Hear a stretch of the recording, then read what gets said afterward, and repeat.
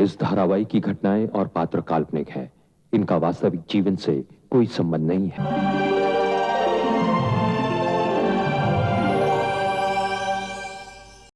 इस आश्रम से सिर्फ मेरी जिंदगी जुड़ी हुई होती तो मैं चुपचाप चली जाती,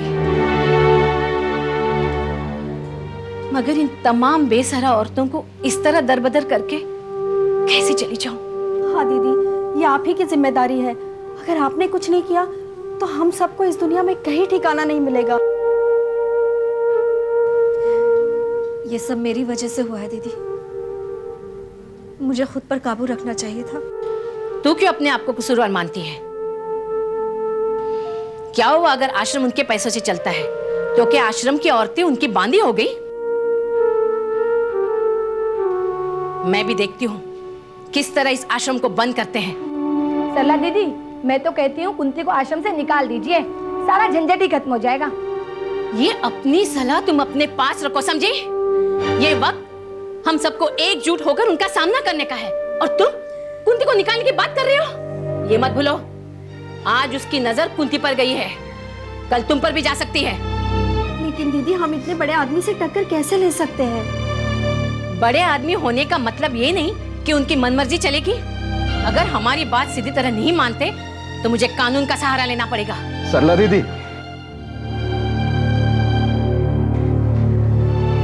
ये आपका सारा सामान, जो आपने कहा था सब ले आया। सिर्फ 12 रुपए बचे हैं बस।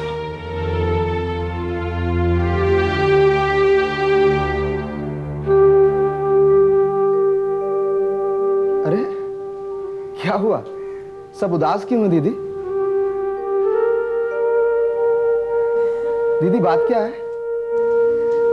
आश्रम को बंद किया जा रहा है। क्या? लेकिन क्यों? इसका जवाब तो तुम्हें सूरजमल ही दे सकते हैं। इतना आसान नहीं है इस आश्रम को बंद करना। मैं स्वामी जी से बात करता हूं दीदी। स्वामी जी क्या करेंगे हिम्मत?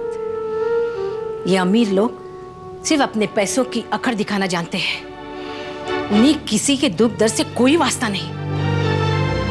आप लोग परेशान ना हो, मैं हनुमान जी से बात करूंगा।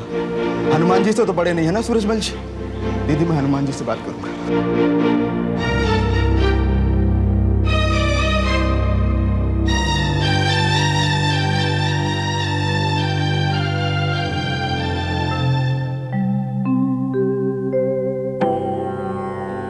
स्वामी जी चल। धन्यवाद हिम्मत।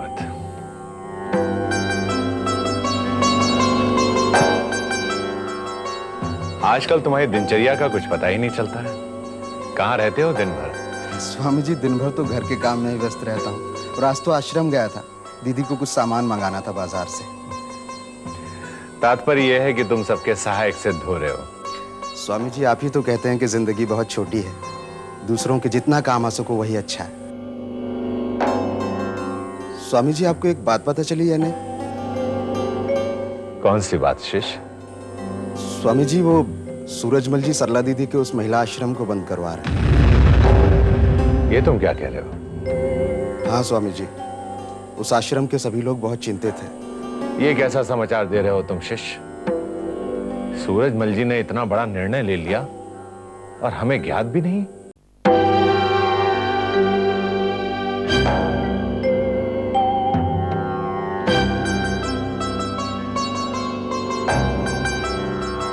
नमस्ते स्वामी जी। सुख प्राप्त हो देवी। दीदी नमस्ते। नमस्ते। वो सब बताने के लिए मुझे यहाँ आना पड़ा। देवी, आपने यहाँ आने का कष्ट क्यों किया? तो फिर क्या करती? सूरजमल जी का फैसला सुनकर मेरे तो होश उड़ गए। आश्रम की औरतें भी इतनी परेशान हैं कि किसी ने आज खाना ही नहीं खाया। देवी, आप बैठिए और विस्तार से मुझे सब बताएं कि सूरजमल जी ऐसा क्यों करना चाहते हैं। बैठिए ना सरला दीदी।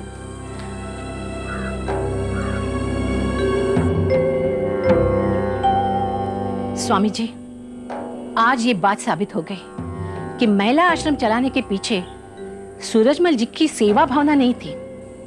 वो आदमी सिर्फ अपने नाम और पैसे का दिखावा कर रहा है, मुखौटा लगाकर घूम रहा है। देवी, एक बात मेरी समझ में नहीं आ रही है।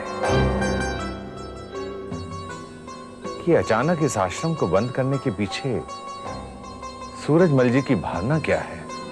उनका कहना है कि वो इस आश्रम को बंद करके वहां अस्पताल बनाएंगे। अस्पताल का निर्माण तो दूसरे स्थान पे भी किया जा सकता है और उनके पास स्थान की कोई कमी नहीं है। इस फैसले के पीछे तो सिर्फ एक ही मकसद है, मुझे नीचा दिखाना, कुंती और मुझसे बदला लेना। बदला? किस प्रकार का बदला? अब मैं क्या बताऊं आपको? बताइए ना सरला दीदी, आप निसंकोच बताइए। स्वामी जी को हर बात पता होनी चाहिए। मैं सिर्फ इतना बताऊंगी स्वामी जी कि जिस आदमी को आपका आशीर्वाद प्राप्त है वो अच्छा आदमी नहीं है, उसकी सोच भी घटिया है और हरकतें भी। ये कैसी बात कर रही हैं आप? आपके कहने का अर्थ यह है कि सूरजमल जी को पहचानने में मैंने भूल की है? हाँ, उन्हें अपने पैसे का अहंकार है। वो ये सोचते हैं कि हम उनके हाथ की कठपुतलियां हैं, वो जैसा नचाएंगे हम नाचेंगे। उन्होंने जरूर कोई ऐसी बात की होगी जो आप साफ साफ नहीं बता रही। मैं तो उनके पास जाता रहता हूँ। दीदी बताइए ना, उन्होंने जरूर कुंती जी पर बुरी नजर डाली होगी। हिम्मत, इस तरह के अनर्गल प्रलाप करने से पहले सोच लिया करो। स्वामी जी मैं कुछ गलत नहीं कह रहा हूँ। दीदी आप बताइए ना, जो मैं कह रहा हूँ वो झूठ है?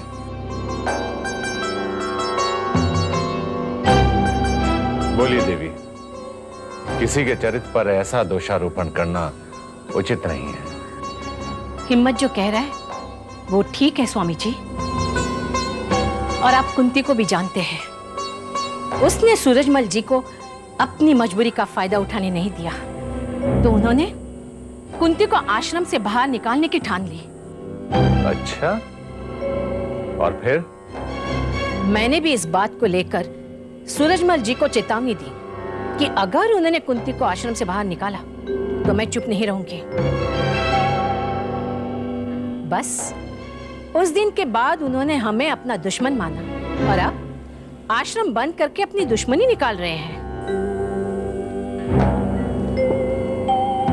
देवी, ये तो बहुत निंदनीय कार्य है।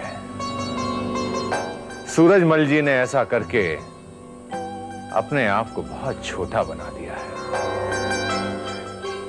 उनका इस तरह का व्यवहार मैंने कभी जीवन में नहीं सोचा था। उन्होंने अपने आश्रम की तरह आश्रम की औरतों को भी अपनी संपत्ति समझने की कोशिश की। स्वामी जी, हमें इसका विरोध करना होगा। उन्होंने नारी का अपमान किया है। माता सीता का हरण करके जब रावण ले जा रहा था तो जटायु ने पक्षी होकर उसका विरोध किया था।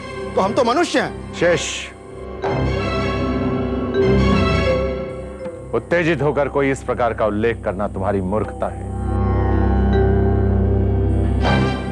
यह आश्रम की जमीन, यह आश्रम सूरजमल जी की अपनी है।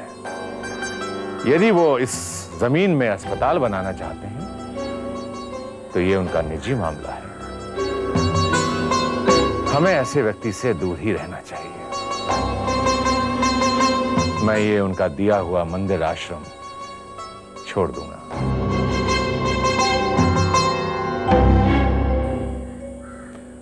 अब मैं यहां नहीं रह सकता। मेरे लिए क्या आदेश है स्वामी जी? देवी, मनुष्य का अहंकार उसे दुर्बल बना देता है।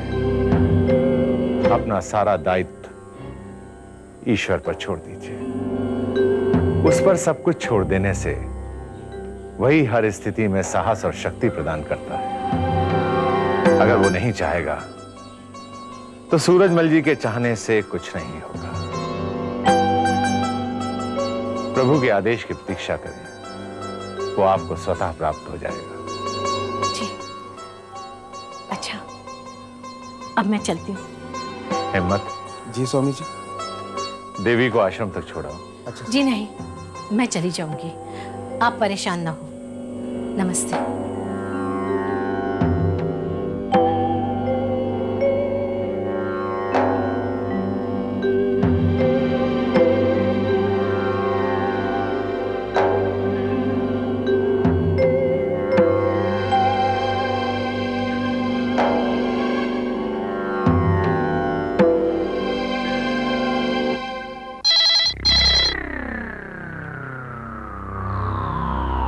हेलो, क्या क्या कह रहे हो तुम? स्वामी जी मंदिर छोड़कर जा रहे हैं, लेकिन क्यों? ठीक है, मैं जाकर उनसे मिलता हूं।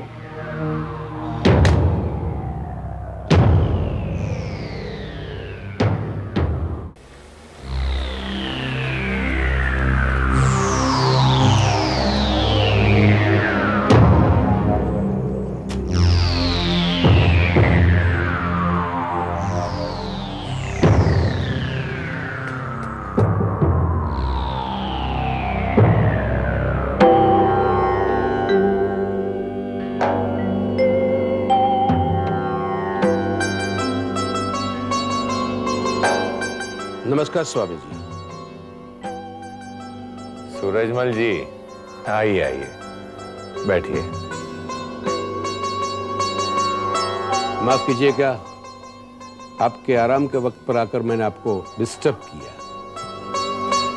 कहिए, आज अचानक आपने हमको कैसे याद किया? आपकी याद तो हमेशा मेरे साथ ही रहती है, चाहे आप यहाँ रहे या अपने हिमालय प्रवास पर हो। 12 महीने हिमालय की कंदराओं में रहता तो शायद ज्यादा सुखी रहता। ऐसा क्यों कह रहे हैं आप? और ये क्या मैं सुन रहा हूं, आप ये मंदिर निवास छोड़कर कहीं जा रहे हैं? सूरजमल जी, मैं अपनी युवा अवस्था में समाज में हो रहे अन्याय, अधर्म और पाप के विरुद्ध संग्राम किया करता था। आज हथियार छोड़ दिया है, सिर्फ उपदेश देता हूं। किंतु वो संग्राम, वो युद्ध खत्म नहीं हुआ है। मैं कुछ समझा नहीं स्वामी जी, आप कहना क्या चाहते हैं? सूरजमल जी, आप सिर्फ इतना जान लीजिए कि जिस देश में नारी का सम्मान नहीं होता, वो देश खत्म हो जाता है। वहां की पुरुष जाति निंदित, कलंकित हो जाती है।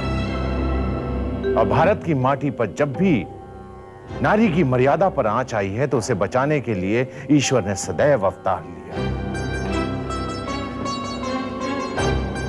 स्वामी जी, अगर मुझ में नारी सेवा की भावना न होती तो इतने सालों से मैं महिला आश्रम क्यों चलाता?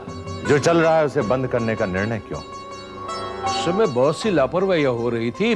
कई लड़कियां इतने सालों से आश्रम में रह रही है और आश्रम के नियमों का पालन भी नहीं हो रहा था, इसलिए मैंने सोचा कि वहां अस्पताल बनवा दूं।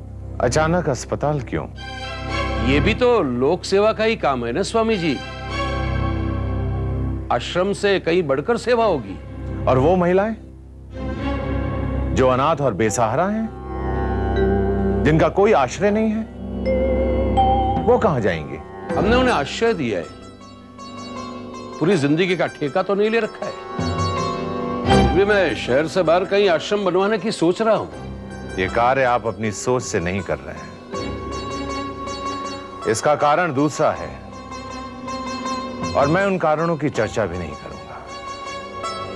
मैं सिर्फ इतना कहना चाहूंगा कि नारी का हृदय कोमल है, दुर्बल नहीं। धैर्य नारी का आभूषण है, पर अन्याय को सह जाना नारी धर्म नहीं है। माफ कीजिएगा स्वामी जी, मगर फूल बटोर कर ये नारी धर्म का उपदेश आप मुझे ही क्यों दे रहे हैं? क्योंकि नारी सृष्टि करती है,